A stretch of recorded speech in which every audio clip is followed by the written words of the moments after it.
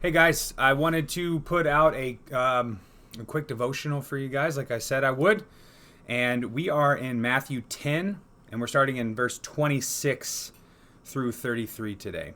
Now, I did not make a PowerPoint presentation to follow along. There's no images or anything like that. So if you're a visual learner, allow me to paint a picture with words. I'm just kidding. But we're going to read it first and we're going to talk about it. Now, I just want to put us in context, as always. We are in chapter 10. He's just named the 12 apostles. Matthew's just named the 12 apostles, and Jesus has sent them out. He's sending them out with his authority, okay?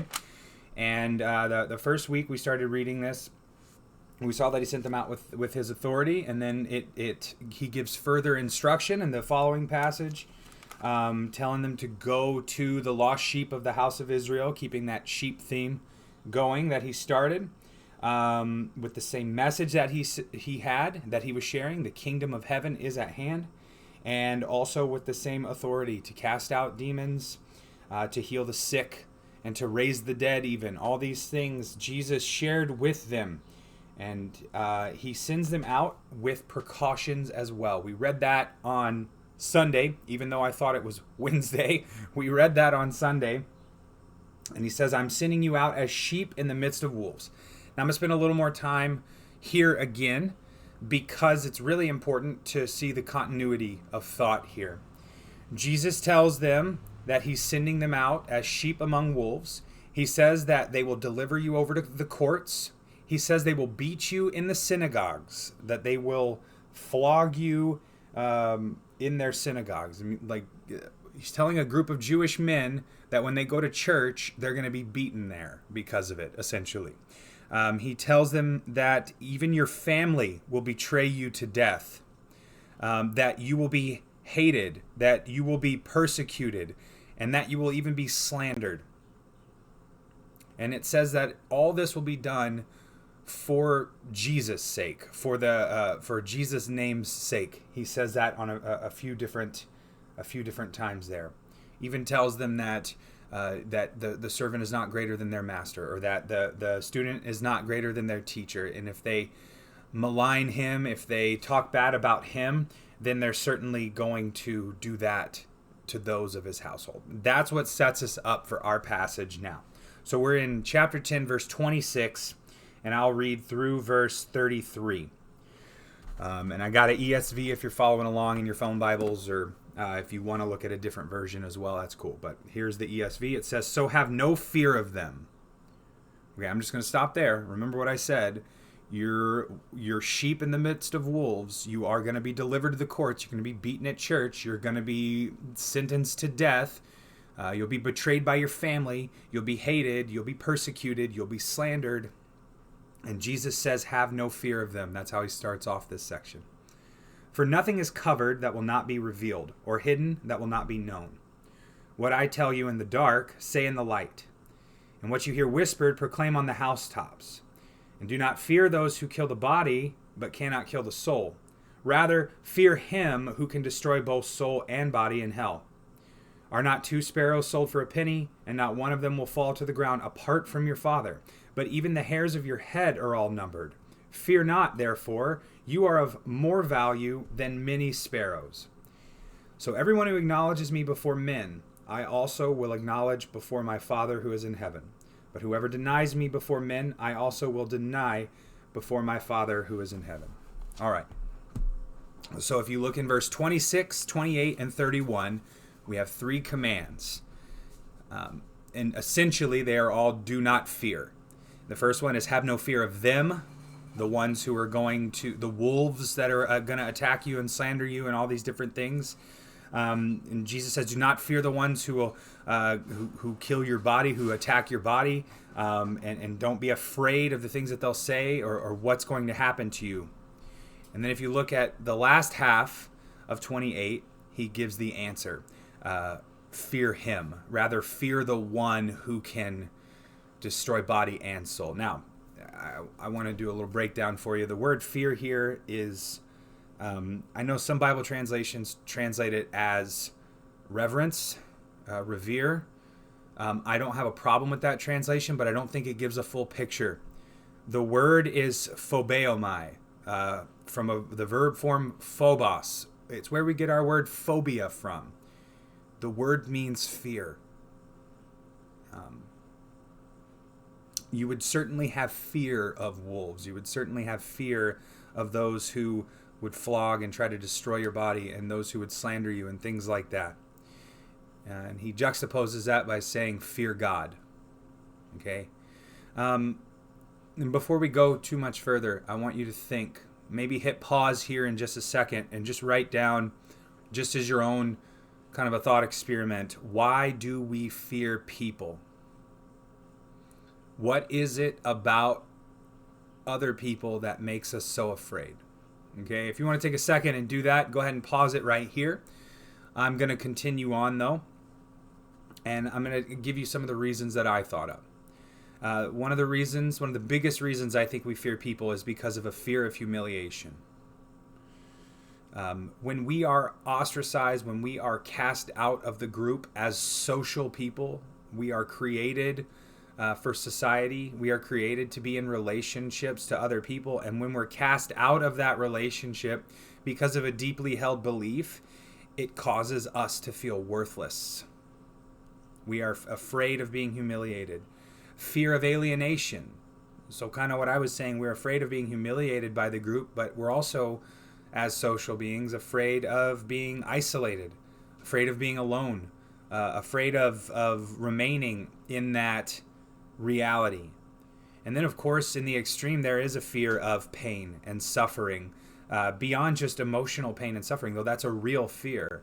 There's also the reality of physical pain and suffering, and every one of these is hinted here as Jesus is talking.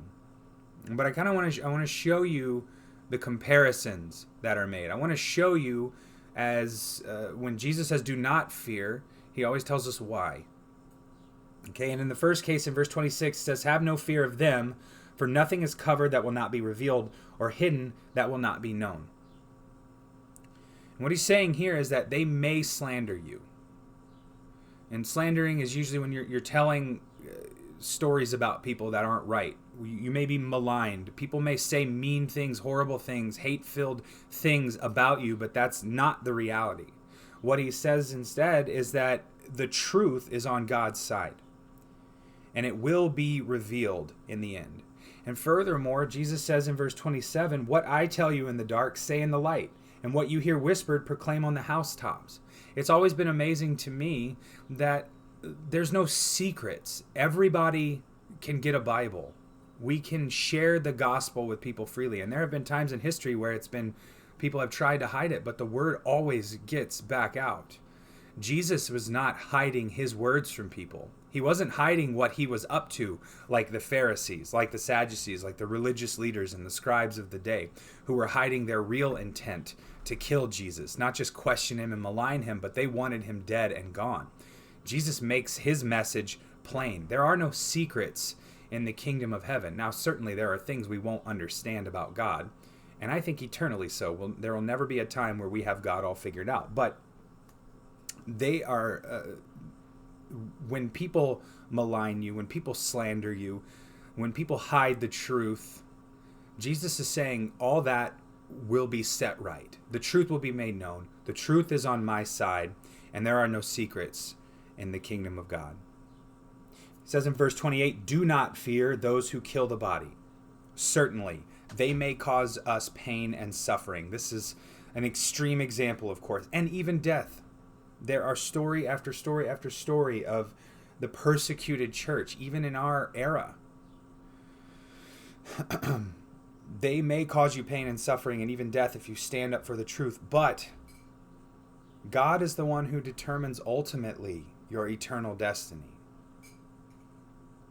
Do not fear those who kill the body but cannot kill the soul. Fear him who can destroy both soul and body in hell. Now, if Jesus just left it like that, this would end certainly on a very scary note, right? But he doesn't end there. He goes on to say in verse 31, fear not. Well, he starts in verse 29 and 30 by talking about sparrows, right? Are not two sparrows bought for a penny? And talking about the value and the worth of sparrows. But he says not even a sparrow falls to the ground without your Father knowing about it. He's aware of that. And then he goes on to intensify this statement by saying all the hairs on your head are numbered and accounted for. God knows all of this intimate detail about who you are. That's why he says, fear not, therefore. You are of more value than many sparrows. That word many could also be translated as all. It is the, or majority, something like that. Don't lose how important what he's saying is. You are more important than any sparrow. So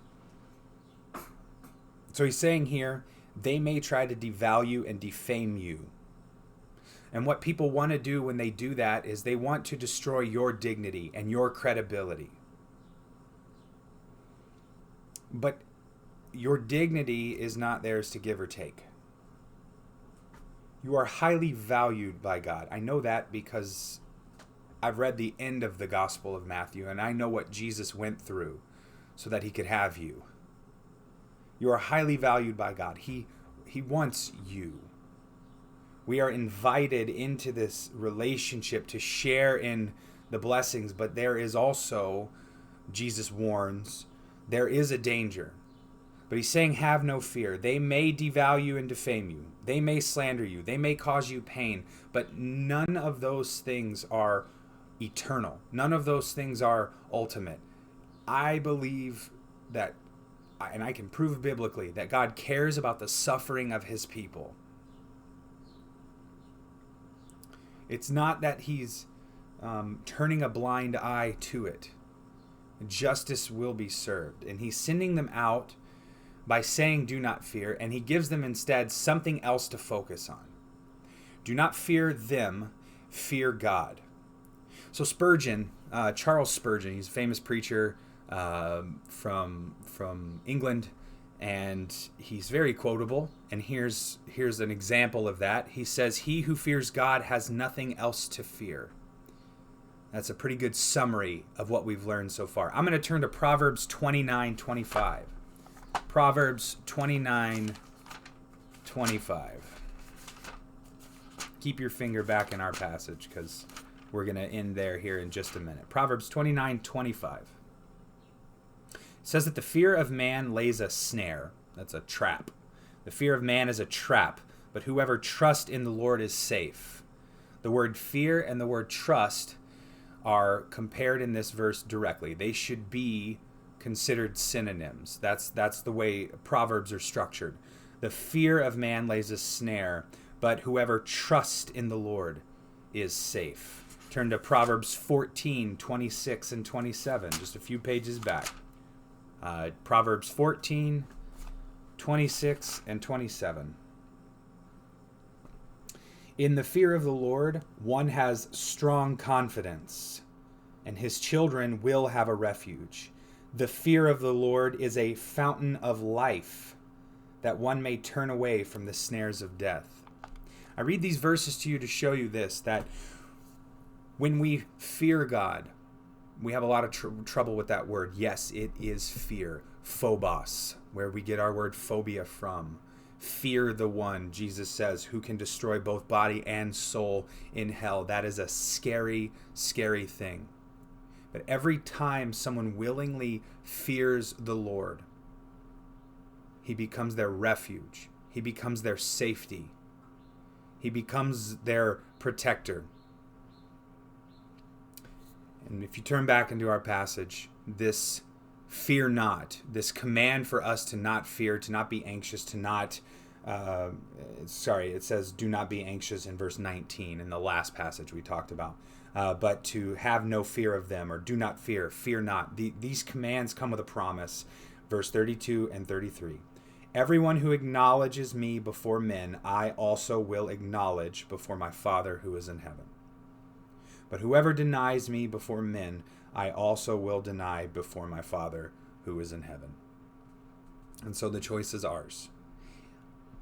I fully realize how difficult it is sometimes to stick your neck out there for something you believe in. This is also why Jesus said, I want you to be wise and harmless. right, in the passage before. I want you to be intelligent, but I don't want you to compromise your purity while being intelligent. I want you to do the right thing for the right reasons. And he's ascribing some of those reasons here. And the choice ultimately falls to us. But they come with a promise. If you acknowledge Christ before men, before people, he will acknowledge you before his Father who is in heaven. So the choice is yours. I hope these words find you well. And I will have another video out, of course, on Wednesday night for you guys. I will see you later. Take care.